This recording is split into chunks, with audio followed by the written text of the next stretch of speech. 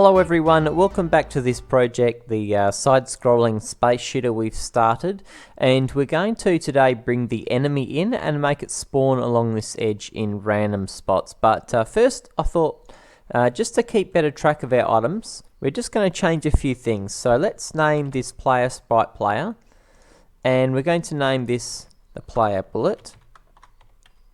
We're going to add a few layers, because I've got everything on this layer, but I want to change that. We're going to have the player and enemy sprites on layer 3, so let's change that.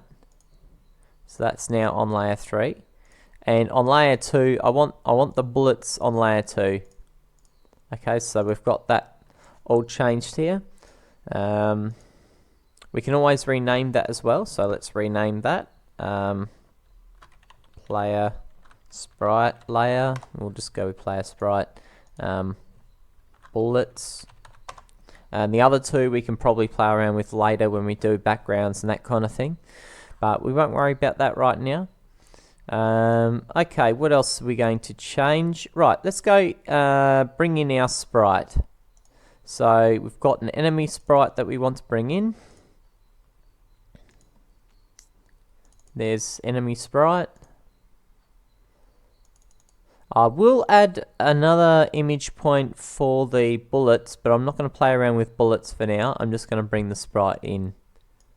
Okay, and yeah, so next we'll go and create some events for this particular sprite. So let's go to events. First thing I'm going to do is add some global variables. So these will be numbers that we can change. We want enemy speed, so we can change the speed of the enemies. I'm going to add one called enemies created, so we can keep track of how many have been created. And enemy creation speed, so we can change how fast they are being created as well. Okay, now what I want to do is we'll want to make this sprite move close or towards the player, or in the direction of the player, not exactly towards the player. So we're going to change the X, so that's Y is vertically and horizontally is X. So we want to change every tick. We want to make the sprite, we'll change its X, or set its X to itself X, so that's where it currently is, minus, and we'll say the enemy speed. So that will pretty much, whatever we put in enemy speed, that's how fast it'll be moving, because minus will be moving across to the left. So let's try this out. We're just going to change this to 2, the enemy speed to 2. So now it's going to go minus 2 pixels every tick of itself. So every tick's going to go minus 2 pixels of itself. So just to demonstrate this, so let's do this. We'll run the layout, and as you can see, it's moving towards the player's direction. So that's good. We've got this moving. Next, we want to start creating them randomly across here. So let's do that. I'm just going to shift this up to here. Alright, let's add a new event. So every certain amount of seconds, and we're going to make this the enemy created speed. So we can actually put that in here, enemy created speed. So every, well, that will be 0 seconds at the moment. Let's change that to, we'll just change that to 3 seconds, every 3 seconds for now. Okay, we're going to create object, enemy, on layer 3, because that's our layer there that we're putting the enemy and player sprites on.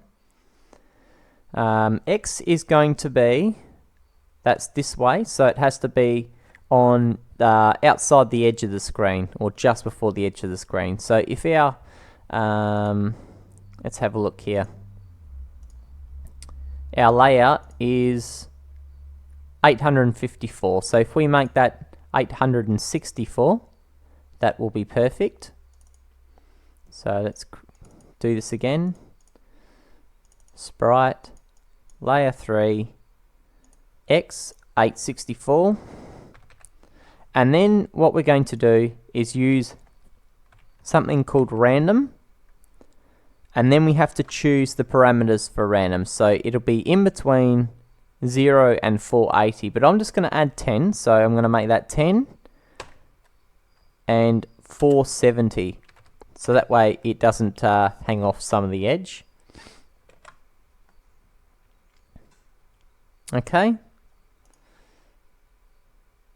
And we also want to count how many enemies have been created as well. So we're going to add 2. Enemies created 1. Okay. Alright, so let's try that out.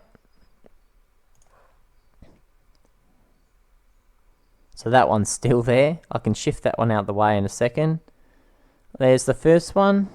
3 seconds later, another random one. Okay, so that's good. Now we've got them moving across the screen, and it's creating them randomly across here. So I'm just going to shift that one off now because we don't need that one. I'll probably make that the end of this video. In the next video, I'll want to change a few more things. So currently, it will create the sprites along that Y line randomly, but the bullets will just pass right through them. The player will just pass right through them. They're causing no damage or anything. We haven't got any health parameters. So in the next video, we'll probably start adding some of those things into the game as well. So thanks for watching. I hope you enjoy it. And until next time, bye for now.